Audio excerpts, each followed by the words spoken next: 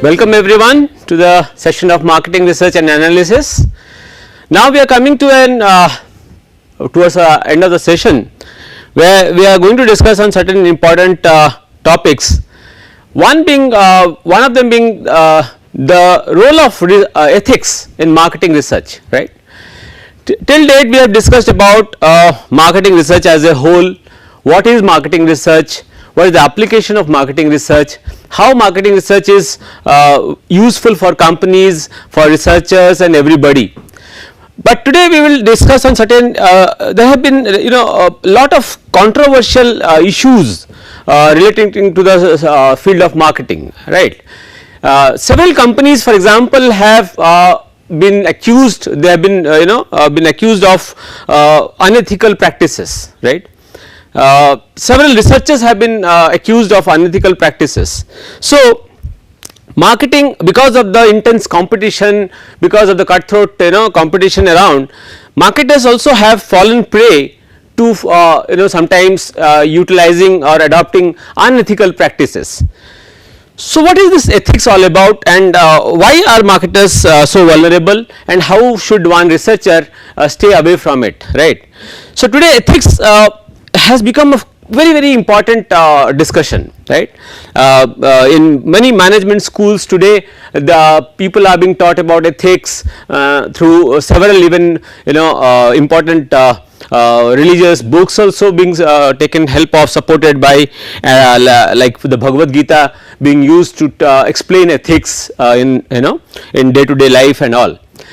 So marketing research, for example, let me cite an example which you must have heard of. For example, Xerox, the case of Xerox, Enron were very popular at one point of time because these companies were involved in some kind of misgovernance and unethical practices, right.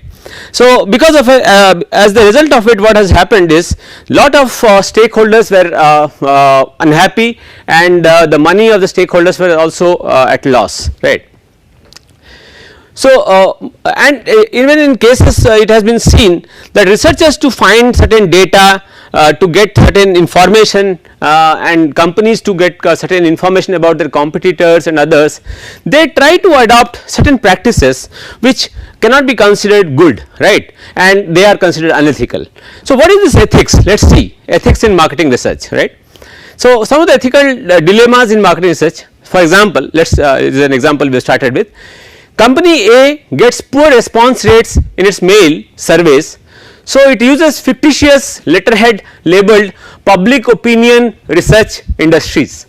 Now suppose you do not get, now this is a common discussion, researchers say, sir, we are not getting information, or we do not get enough responses from people. That does not mean that you are going to use some practice which is not called for, right, which is not expected from a researcher, right. A researcher is expected to be honest all the time. So this is a case of misidentification one should avoid. Another case, 80% of physicians recommend that consumers use no margarine, right. Of the remaining 20%, that means 80% is gone, 20% remains, a majority recommended brand A. Brand A now adds, say, recommended by physicians. Now this is a case of misinterpretation. Why? Because 80% were of a different category, only 20% recommended brand A. Now this 20%, because of this 20%, if you say that recommended by physicians, which many companies today are saying, you must have seen advertisements where it is being said 99.93, 67.46. Now how did they come to such a conclusion? It is very strange, it is very difficult. So there is somewhere a case of negligence or a deliberate attempt to hamper ethics, right. Similarly, unethical practices have also been seen in advertising. Many advertising companies compete against each other, and then they try to put some other competitors in a very bad light by misrepresenting the cases, right. There was a very popular case of Bisleri in India, Parle Bisleri, versus the Eureka Forbes, where the company had went into the court and finally they had to settle down, right. So, there are several cases of this you listen and come to listen, because in management and marketing, at least because of the severe competition, right. Some more ethical dilemmas. ABC Marketing calls customers on the phone to assess their satisfaction with the current house, right. After getting the opinions, ABC tries to sell the customers the new siding, right. Now, this is a case which is generally being done by most of the marketers. So, as a result, what they have done, in the guise of doing some research, they have actually tried to push their sales forward, right. Similarly, company X is required by its state public service commission to assess the impact of a rate increase on low income customers, right. Company X research shows that low income consumers would be adversely affected by the rate change, right. When asked how the rate change would affect such customers, company X says they did not reach to answer this question. So, now this is something a misrepresentation again, right. So, such kind of cases, when a company takes into account or tries to use these techniques, it is a case of unethics or unethical behavior. Should researchers be concerned about ethics? The question is this: why should researchers be concerned about ethics? What is the role of ethics? How does ethics help? See, I will give an example. The very famous case of Johnson and Johnson. Johnson and Johnson once had by mistake had in one of its batch of products had a wrong product got into the in the packaging, right. To avoid any possible accident, Johnson and Johnson pulled back all the products from the market, from the shelf. Now, as a result, in a short term, Johnson and Johnson lost money in the market, right. It lost precious money, but what did it gain? Johnson and Johnson gained an immense and very high brand value, a good nice public image, right. As a result of it, Johnson and Johnson immediately became a very large positive company, right, or its opinion about Johnson and Johnson from public was very positive, which directly affected its sales again, right. So, should researchers be concerned about ethics? We are not only talking about marketers, but also researchers, right. Yes. Now, what are the reasons?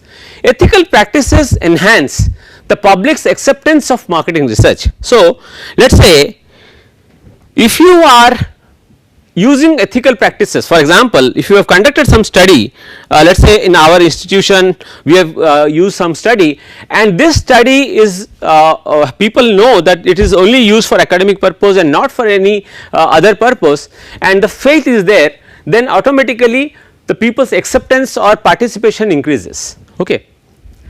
Ethical practices can improve marketers' sensitivity to their customers, right, the case of Johnson and Johnson. Third, ethical practices can help forestall government intervention and regulation, right. If you are following ethical standards or ethical practices, even government intervention unnecessarily would not be required, which is highly maybe positive for any marketer. Okay. So, consideration of ethics in research and general business for that matter is of growing importance, as I said, right. With so many companies falling prey to some other unethical behavior, as I said, Enron, Anderson, Xerox, many right, many companies. So, as a result of it today ethics has become a very important part and parcel of marketing research. Okay. It is therefore critical that you understand the basics of ethical research and how this might affect your research project. Okay. So, marketing research has experienced a resurgence with a widespread use of the internet and the popularity of social marketing. Today, if you see, earlier to do a research, it used to be very difficult because it had to be people had to go physically and do it. But today with internet and social networking, it has become very easy to reach somebody. But the question is, with the easiness, or with its simplicity, it has also created some other relationship complexities. Okay. Researchers are becoming closer in term of intimacy as well as physical proximity to the respondents. True. Ethical problems are relationships kinds of problems, thus that is ethical problems occur only when an individual will interact with other people. So, suppose you are a researcher and you are conducting a research. Okay. The question is, how ethical are you in terms of the data, in terms of the data collection, in terms of the getting the sample, in terms of the filling up the data. So, all these things are part of the process. Okay.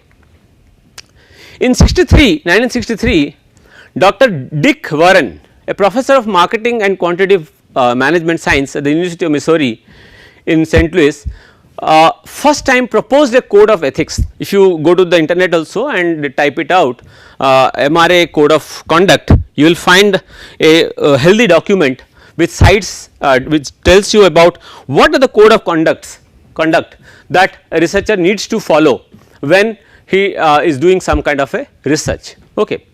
And he was also a member of the American Marketing Association. Now, historical context of ethical issues in marketing. The code was prompted by three main issues. So, when the ethical code of conduct was made, mainly it depended on three things: the desire to maintain public confidence in marketing research procedures. Otherwise, what had happened was, in the guise of improving sales, people just they tried to pretend that they were doing a research, but actually they were pushing their sales. So, to avoid this, they the first pillar was desire to maintain public confidence in marketing research procedures. Okay.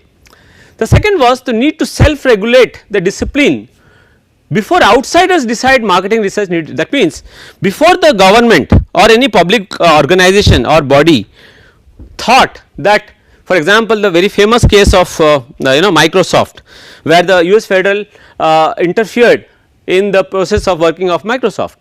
Now, when the government interferes, obviously there is the smooth flow of functioning of the companies would get affected. So, before that happens, marketers need to self regulate themselves. The third pillar is the concern to maintain a public positive image of the marketing in general. Generally, if you see, generally when you talk about marketing or sales, for example, people first of all they feel that there is something mischief in it, there is something negative in it, right. So, companies have to change their image, the public they have to create a positive image, as Johnson and Johnson created, as companies like Procter and Gamble have done in the years of their history. They have tried to maintain a positive image, so that they have there is a saying, the service of Hewlett Packard is so good that if you are at the some other side of the earth also they would provide you a service. Now, such a word of mouth only gives you a very positive feedback about the company. So, what are ethics? Okay. Simply, ethics addresses whether a particular action is right or wrong, good or bad. Now, simply that means what? You ask your conscience and say whether what we have done is right or wrong, whether it is bad or good for the public at large, right. Societal norms adopted by a group, it is some other definition says, is a societal norms adopted by a group. So, a conception of conduct that is right or wrong. Now, when you are, what do you feel, whether it is correct, it is good for the society or not, this is what is ethics. Deal with fundamental human relationships, it is a universal human trait. Okay. So, what are the ethical principles, right? Guides to moral behavior: good, honesty, keeping promises, helping others, respective right of others; bad, lying, stealing, deceiving, harming others. Now, these are some of the ethical principles which marketers today have understood, that if they do not use this ethical principles, then it is very difficult for them to sustain and grow in the market, because today's customer is very educated and sensitive, and his access to information is very high. So, he can easily compare, right. Universality of ethical principles should apply in the same manner in all countries, cultures and communities, right. It should be ethically universality should be there. That means whatever ethical principles are there, they should be applicable to everybody, right, every place. On the other hand, there is a relativity of principles also. Sometimes this might vary from country to country, community to community. Now this is more connected with the habits and tradition of the cultures of the people, right. In some culture, for example, hugging somebody might be taken as very positive, and in some it might not be so. So that is where the relativity comes in, right. So but one has to be very clear in what they are doing or what they mean by ethics, right. If you look at the reasons for ethical business, why should anybody be ethical in nature? How being ethical is useful to a business enterprise or a researcher at large, right. Fulfill public expectations for business. So the public expectations, if you do not fulfill or do not stand by it, then the public might the loyalty factor might you might lose on loyalty, okay. Prevent harming others, right. Improve business relations. So ethical business helps in improving business relations. If you look at the B2B side, the B2B industry, most of the relationships, the business between the B2B, the one organization to the other, most of the business is done on basis of business relationships, right. What is the personal relationship between the clients, right. So that improves when you stand with some ethical reasoning, right. It helps in improving employee productivity. It has been seen organizations which are highly ethical, there the people are more happier, and thus the productivity of the people is much higher than in comparison to organizations where unethical practices are a part of the process, right. Reduce penalties, protect business from others, right, protect employees from their employers, promote personal morality. So these are some of the reasons for having an ethical business behavior. So if you follow an ethical business behavior, these are the benefits that a marketer finds, right. Why do we need to worry about ethics in marketing research? Again this question is coming back. Why do we need to? But I have given several examples. If you do not, then what is happening? Your goodwill is lost in the market, your hard earned brand value which you have earned in the market for such a long time, you might lose on that, right. So three things: integrity, truth and commitment.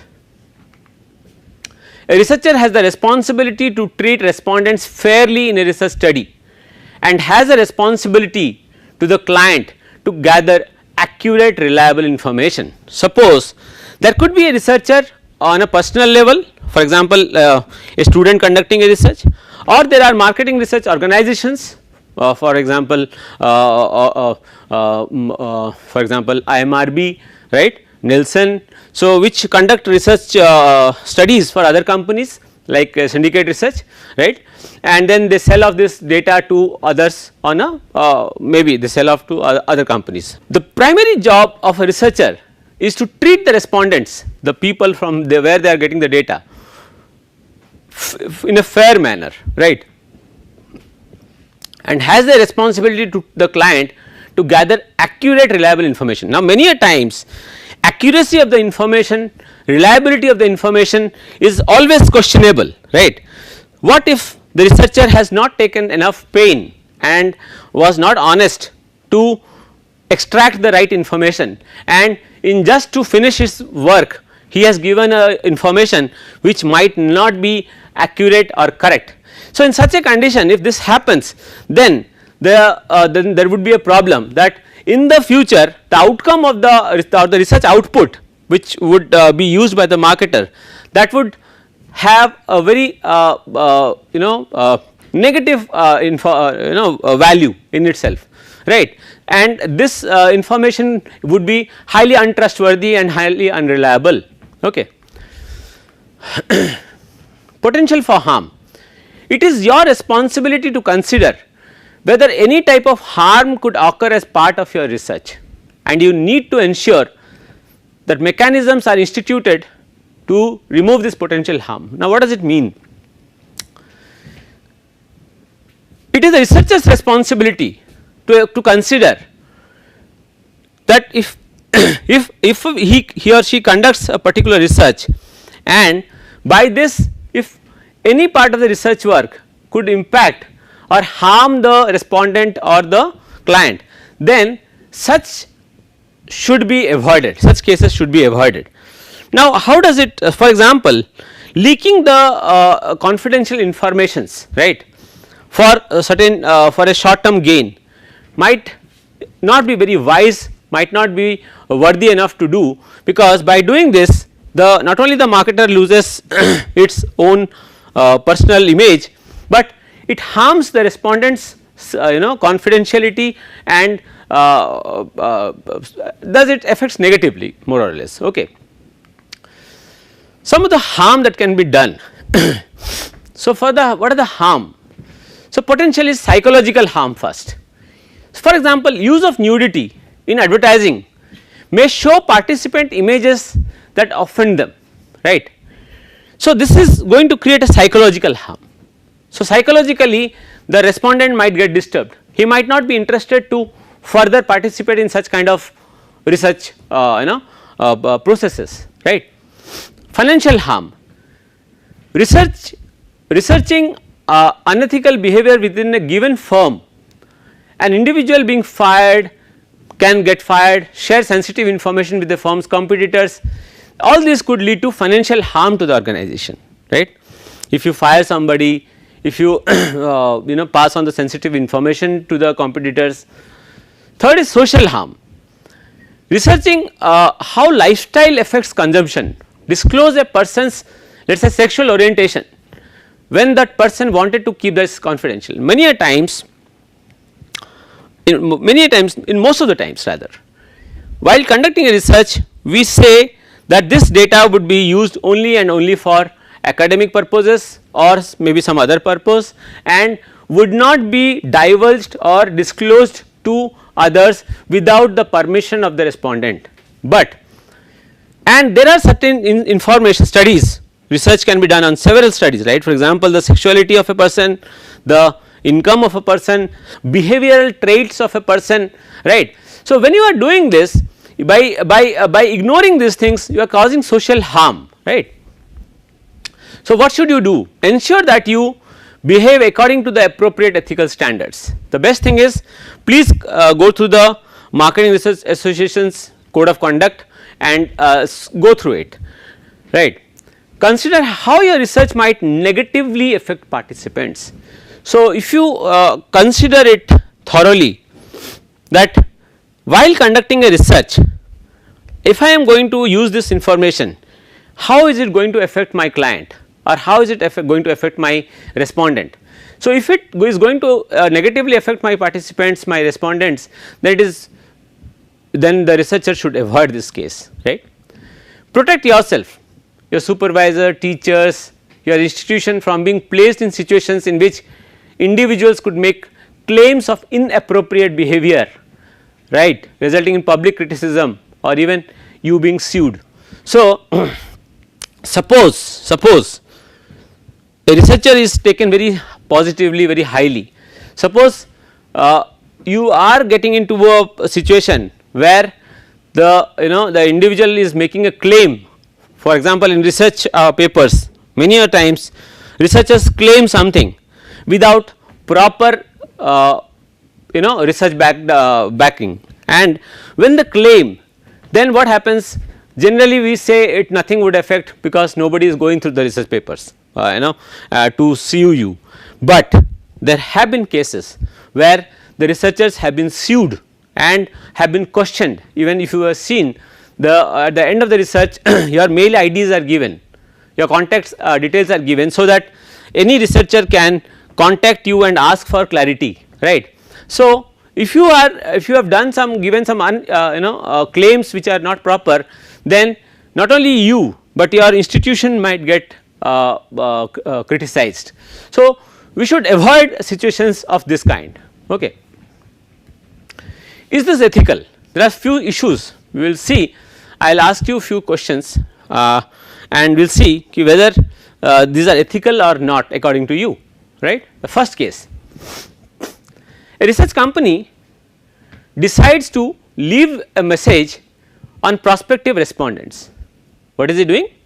A research company decides to leave a message on prospective respondents answering machine, telling them that if they call back in the next 24 hours, they will receive a valuable prize if they take part in a survey. So, is this ethical or not ethical? Please take your time and think about it for a second. Okay. Now, let me show you. It is ethical as long as it is true. If that means if the firm is following its promise, that means it is trying to maintain its promise what it has said, then it is ethical, there is no problem with it. Okay. Next case, upon completion of an interview, the respondent is asked to provide the names and telephone numbers of others he or she thinks should take part in the survey. Is this ethical or not ethical?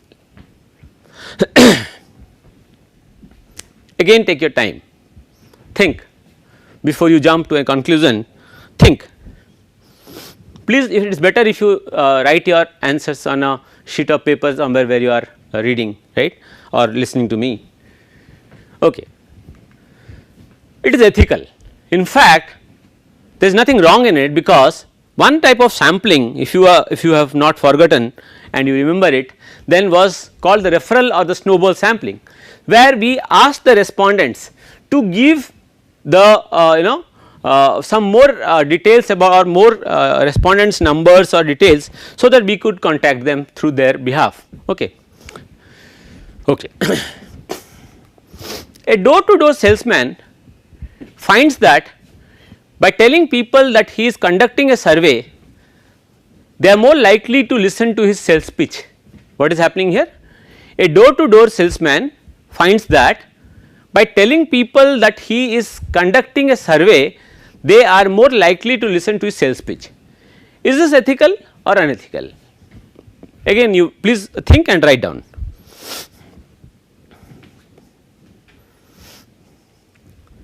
Okay. Now, let me go to the answer. It is unethical. It is called sugging. Now, there are two types of fluging and sugging.